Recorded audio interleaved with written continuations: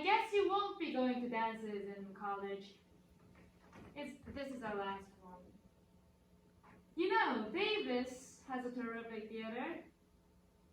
If you're still interested in theater, are you? I'm probably no good at acting. Why don't I look like the girls in the magazines? It's too bad I can't meet this Kyle before prom. He's not my boyfriend anymore. I mean, maybe he never really was. I still like to meet him. It's too tight, fuck.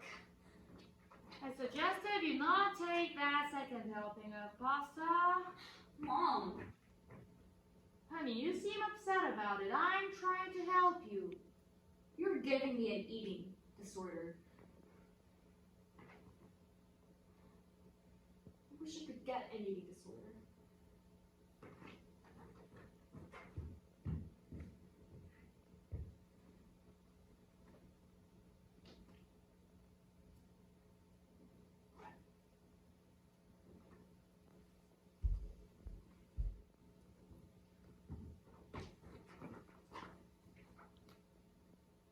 I love it.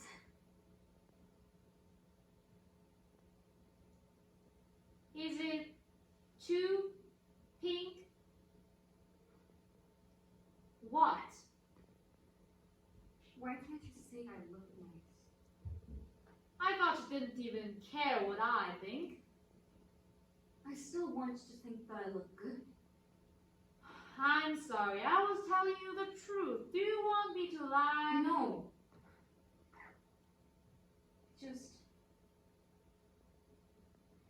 I just wish that you liked me. Of course I love you. But do you like me? I want you to be the very best version of yourself you can be. What if this is the best version?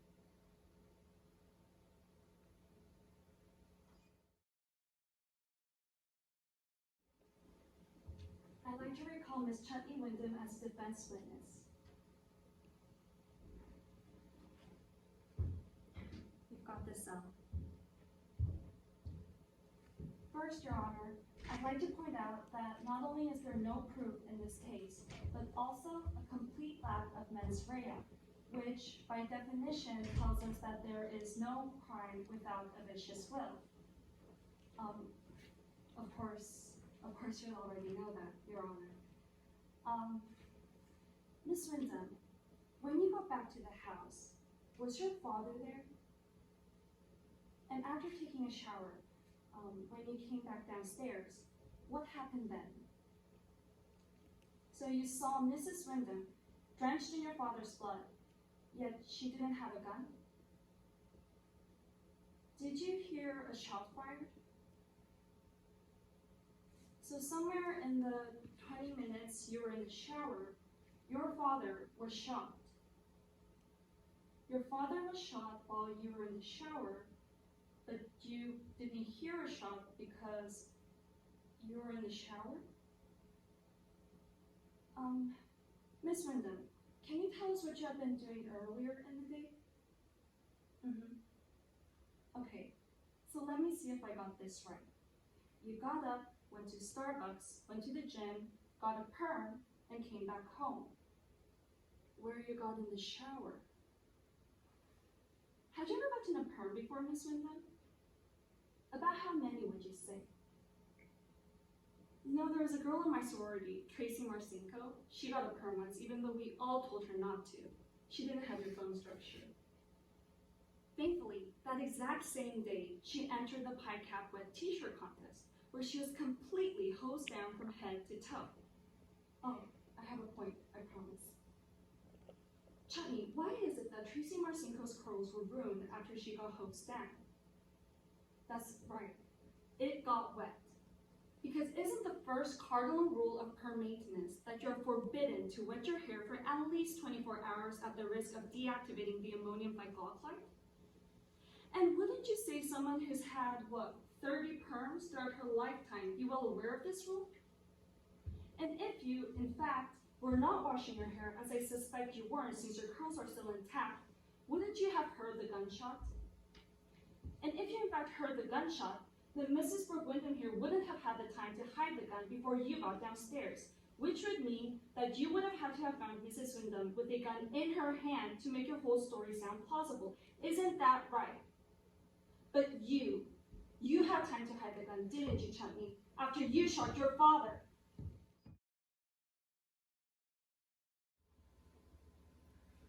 I accept that you exist.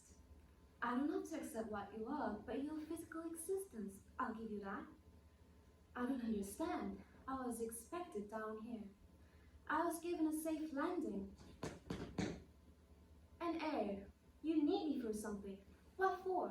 Have I got to, I don't know, beg an audience? Or is there a ritual?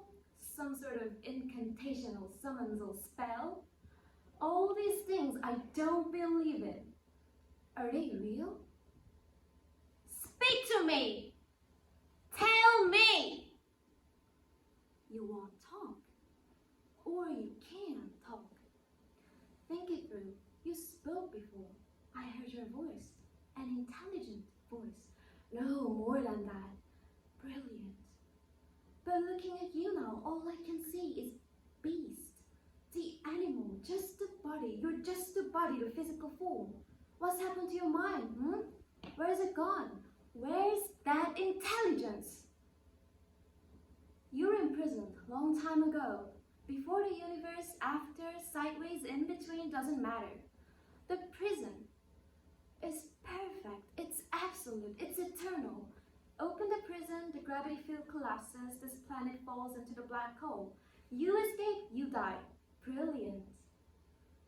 But that's just the body. The body's trapped, that's all. The devil is an idea. In older civilizations, just an idea. But an idea is hard to kill. An idea could escape. The mind of the great beast. The mind can escape. Oh, but that's it. You didn't give me air, your jailers did. They set this up all those years ago. They need me alive because if you're escaping, then I've got to stop you. If I destroy your prison, your body is destroyed, your mind with it.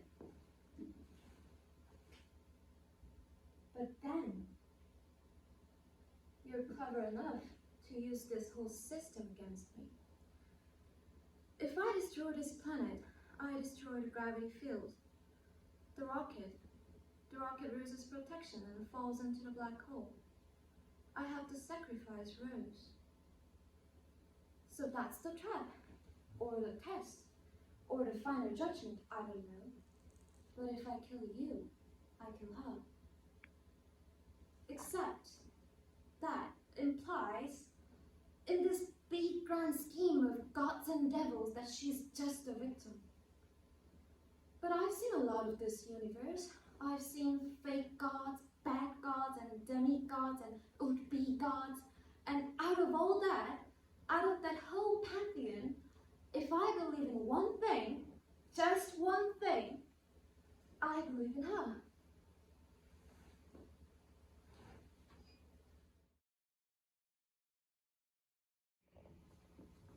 Gallop apace, you fiery-footed steeds, towards Phoebus' lodging. Such a wagoner as Phaeton would whip you toward the west and bring in cloudy night immediately. Spread thy closed curtain, love-performing night, that runaway eyes may wink, and Romeo leap into these arms, untalked of and unseen. Lovers can see to do their amorous rites by their own beauties, or, if love be blind, it best agrees with night. Come, civil night, thou sober-suited matron, all in black, and learn me how to lose a winning match, played for a pair of stainless maidenhoods. Hood, my unmanned blood, bating in my cheeks with thy black mantle, till strange love grow bold, and true love acted simple modesty.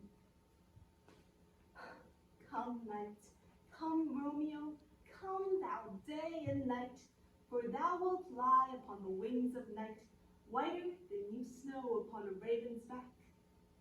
Come, gentle knight, come, loving, black-browed knight, give me my Romeo. And when I shall die, take him and cut him out into little stars, and he will make the face of heaven so fine that all the world will be in love with night and pay no worship to the garish sun. Oh, I have bought the mansion of a love, but not possessed it, and though I am sold, not yet enjoyed. So tedious is this day, as is the night before some festival, to an impatient child who hath new robes and may not wear them. Oh, here comes my nurse, and she brings news, and every tongue that speaks with Romeo's name speaks heavenly eloquence. Now, nurse, what news? What hast thou there?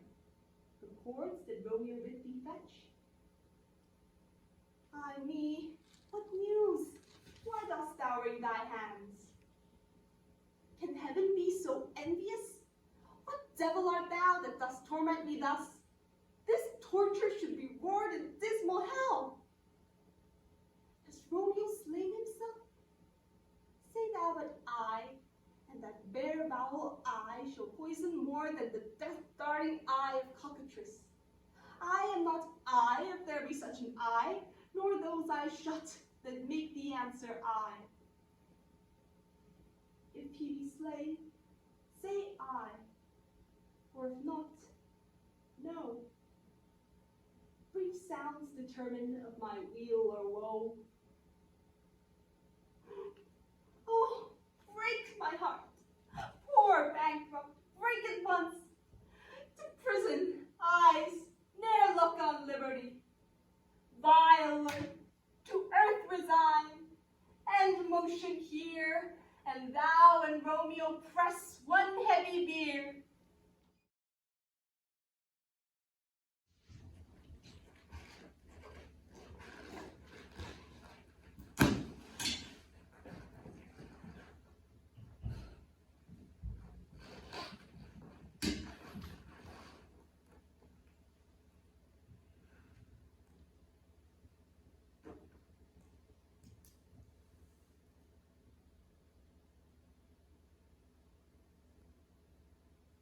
Dear me. It turns out this wasn't an amazing day after all. This isn't going to be an amazing week or an amazing year because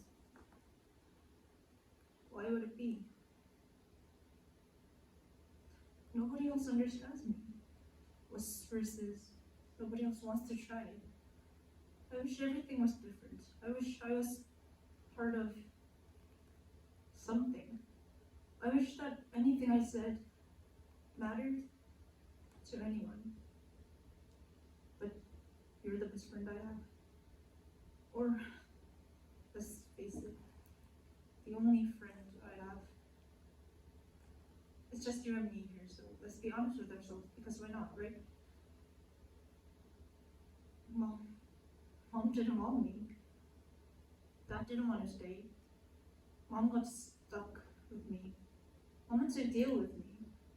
I mean, Dad got to start over. Why shouldn't we get to start over? Nobody let us start over. Why does nobody ever let you start over? Why can't I start over? I want to start over so badly. I want to be somebody new, but I look in the mirror and big surprise. It's still the same old me. Everybody else has family. I just have parents. Everybody else has a home. I just have a house, a lonely little house with a tiny little bed, and the carpet smelled weird since the day we moved in. Everybody else has dreams. I just have setbacks. Everybody Everybody else has network. I just have Facebook. Everybody else has connection.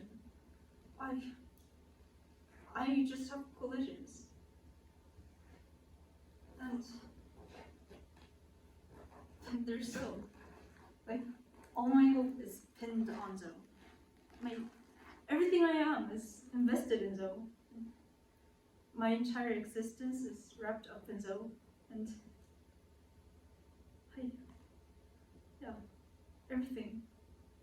everything would be okay if only there was Zoe. Who I don't know, and who doesn't know me, but I feel like if I knew her, I could love her. And if she knew me,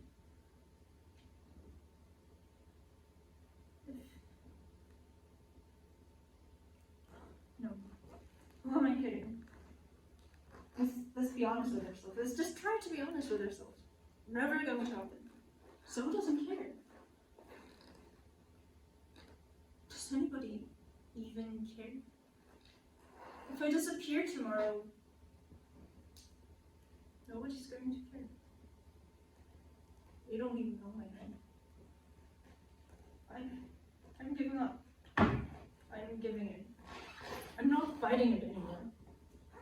Nothing changes. It doesn't get better. It doesn't get easier. You don't get any wiser. You just get older. Your skin gets thinner, and your nerve gets weaker.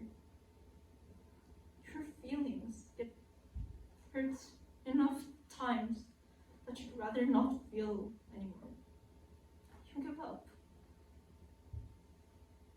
I give up. I give up.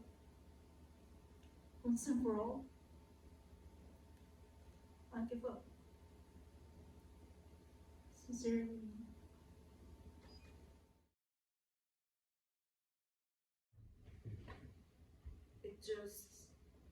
We can't just stop. We are not rocks. Progress, migration, motion is modernity. It's animate. It's what living things do. We desire. Even if all we desire is stillness, it's still desired for. Even if we go faster than we should, we can't just wait. And wait for what? God? God? He isn't coming back. And even if he did, if he ever did come back, if he ever dared to show his face or his glee or whatever in the garden again, if after all this destruction, after all these terrible days of this terrible century, if he returned to see how much suffering his abandonment had created, if all he has to offer is death, you should sue that bastard. Sue that bastard for walking out. How dare he? He ought to pay. So, thank you for sharing this with me, but I don't want to keep it. He wants to live.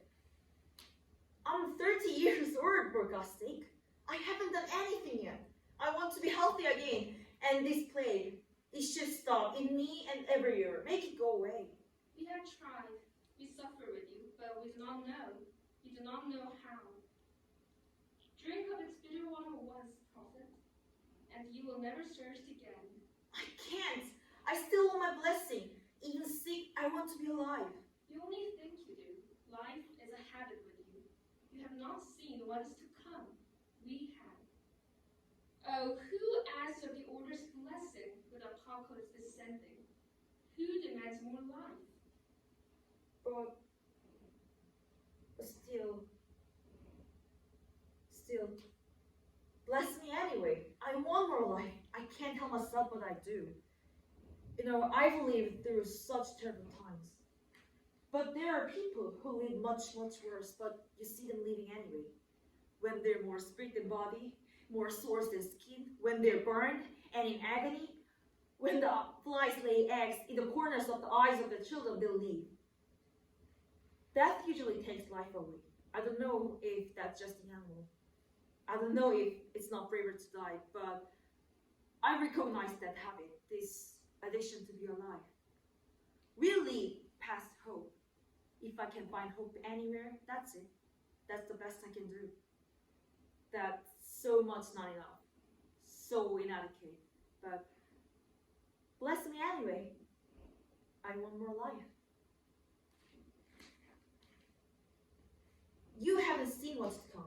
You've only seen is what you're afraid is coming until it arrives. Please don't be offended, but all you can see is fear.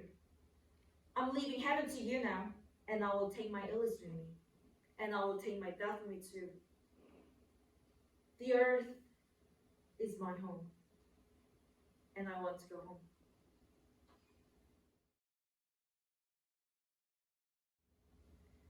You know why I had no orders for 3 months?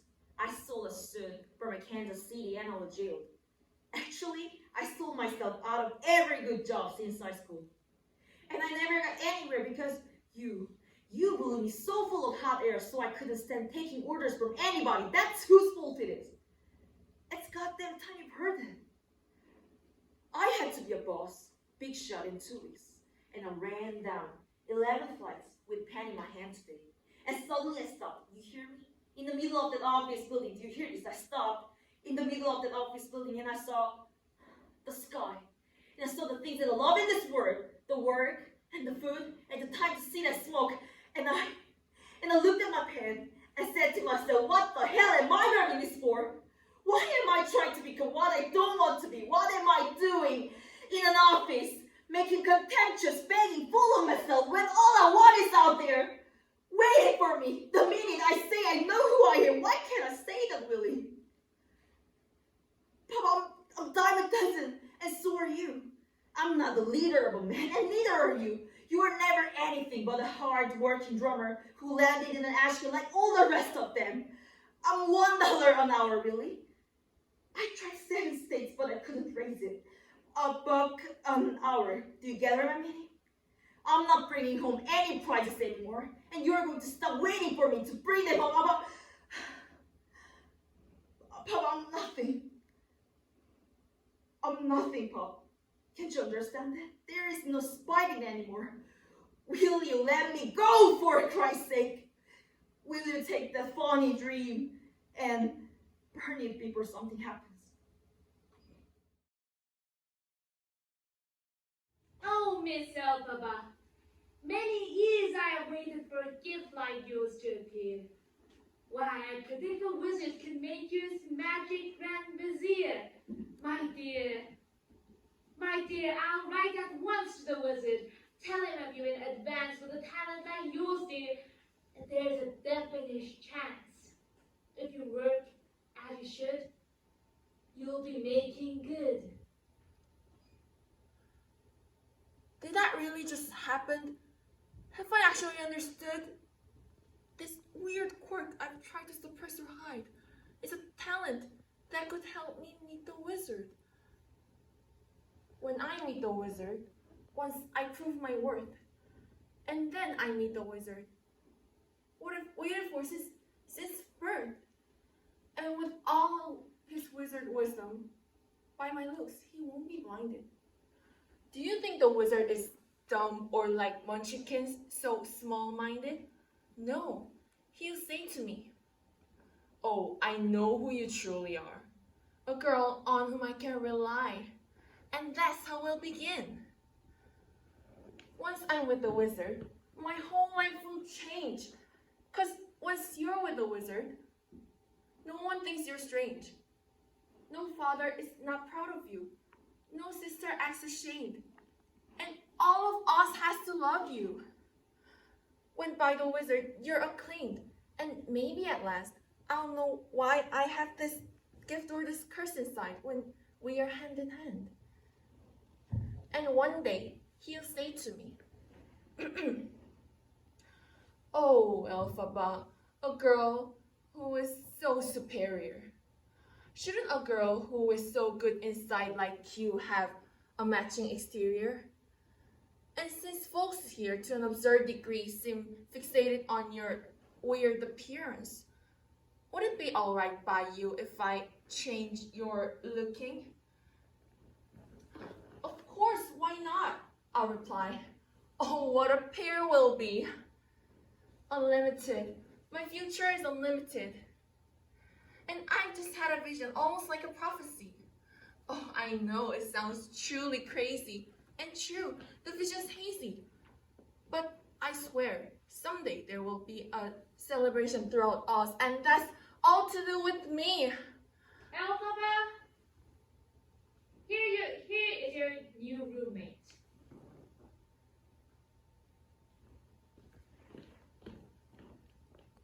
Hi. Oh, hi.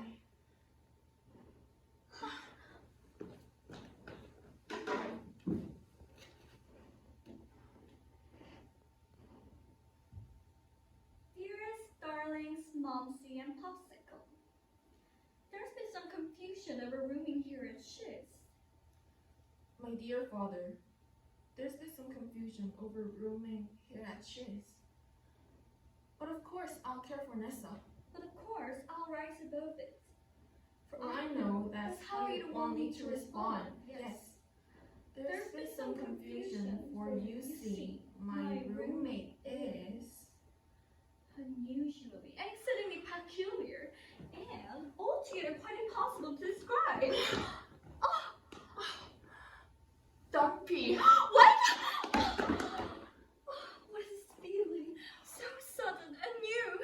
I felt the moment I laid eyes on you. My purse is rushing. My head is reeling. My face is flushing. What is this feeling? Serve it as a flame. Does it have a name? Yes, loathing. Unadulterated loathing for your face, Your voice. your clothing. Let's just say I loathe it all. Every little trait, however small, makes my very flesh begin to crawl with simple utter loathing. There's a strange exhilaration. And such total detestation is so pure, so strong, that I will be loathing you my whole life long. Boo! What a true!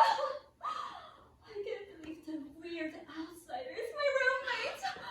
I gotta go and ask to change my roommate right now. But I promised my Momsy and Popsicle to hell around with her. Well, it's my destiny, and who knows? Maybe she can be my best friend. Maybe she can be my best friends.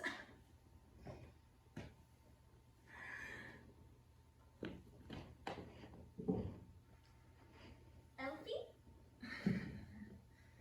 Now that we're roommates, I've decided to make it my new project. Oh, you really don't have to do that. I know. And that's what makes me so nice. Whenever I see someone less fortunate than I, my tender heart tends to start to bleed. And when someone needs a makeover, it's simply a takeover. And I know exactly what they need. And even in your case,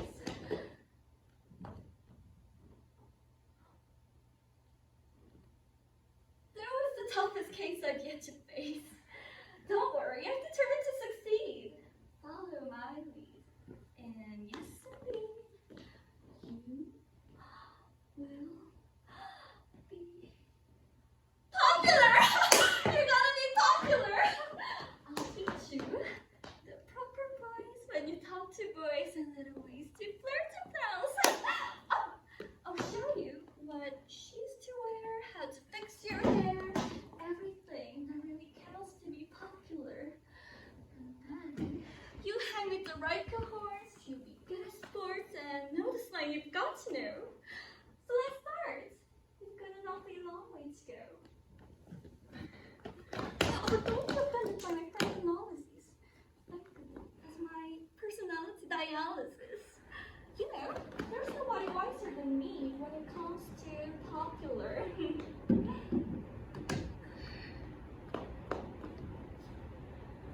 When I see depressing creatures who have prepossessing features, I remind them to think of celebrated heads of states who are especially good communicators.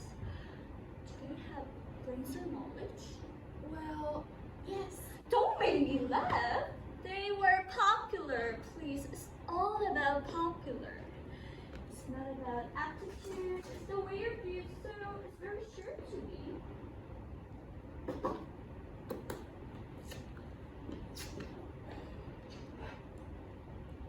Hi, Miss Elf. Look at you, you're so beautiful. Oh, sorry, I have to go. You're welcome.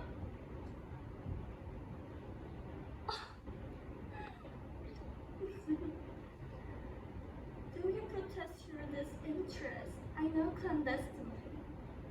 You're gonna grin and bear it. Your newfound popularity! But not just quite as popular as me!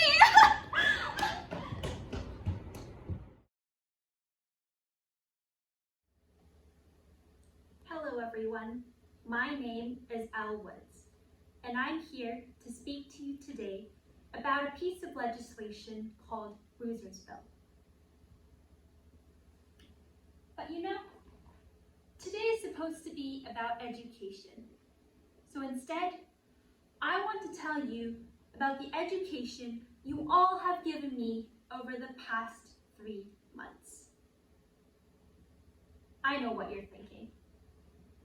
Who is this girl? And what could this simple, small-town girl from Bel Air have to say to all of us? Well, I'll tell you. It's about something that's bigger than me, or any single act of legislation. This is about a matter that should be at the highest importance to every American. My hair. You see, there's a salon in Beverly Hills. It's really fancy and beautiful, but it's impossible to get an appointment. I mean, unless you're Julia Roberts or one of the girls from Friends, you can just forget it. But one day, they called me. They had an opening.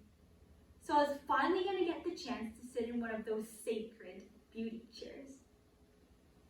I was so excited. But then, the colorist gave me Brassy Brigitte instead of Harlow Honey. The shampoo girl washed my hair with Spiral Perm Solution instead of Color Intensive Moisturizing Conditioner shampoo. And finally, the stylist gave me a bob with bangs. Suffice to say, it was just wrong. All wrong. For me, you know. At first I was angry. And then I realized my anger was completely misdirected. I mean, this wasn't the salon's fault. I had sat there and witnessed this injustice, and I just let it happen. I didn't get involved in the process. I forgot to use my voice. I forgot to believe in myself. But now I know better. I know that one honest voice can be louder than a crowd.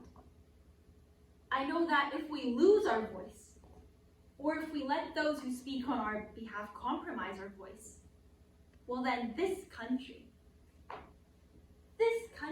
is in for a really bad haircut. So speak up. Speak up! Speak up! And remember, you are beautiful. Thank you.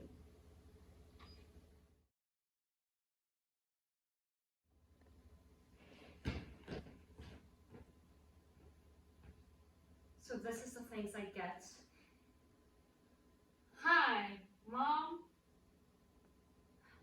You're drunk. I am sober, like a judge. Listen here, you little lunatic. I am responsible for all your friends when they are under my roof. You can't sneak out, lie to me, and not tell me where you're going. Okay. You are like the grand poobah of lies. Okay? You're like a lie pro.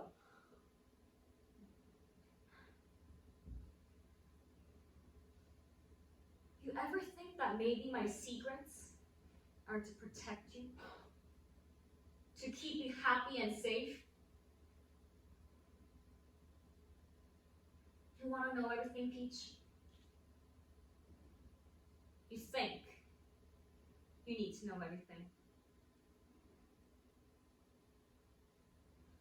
Well, here it is, darling. I was abused by my stepdad my whole childhood. He would let me most nights with my mom asleep in the next room, and that's why I ran away when I was 14. I've been homeless. I've been in jail. Happy. That's the big secret.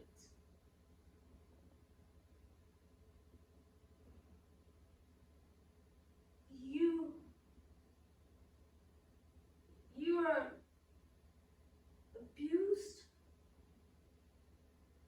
Surprised? Mom, I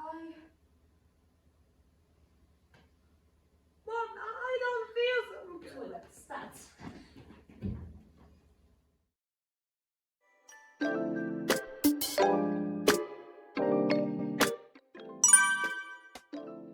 이번에 처음 연기를 하는 건데 혹시 연습을 하면서 약간 느린 것 같을 때 그걸 맞추면서 배역에 몰입하면서 그 배역의 감정을 느끼고 감정선을 살리는 과정이 되게 재밌었어요. 되게 좋은 경험이었어요.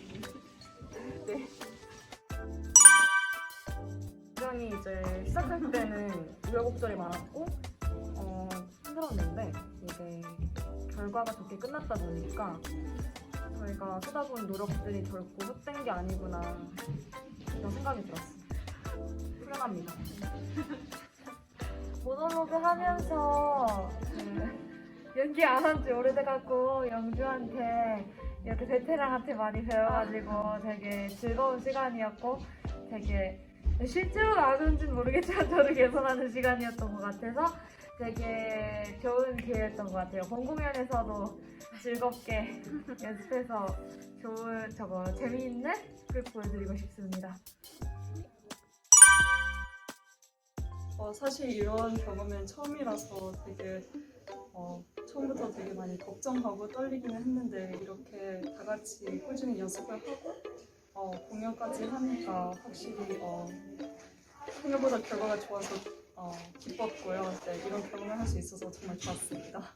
네, 저도 많이 비슷한데 그 방학 동안 알찬 경험 하나 얻어가는 기분이고 이번에 모놀로그 준비하면서 이제 본 공연 때도 또 같이 모여서 열심히 연습하고 좋은 추억도 쌓아가면서 네, 성공적인 공연 올렸으면 합니다.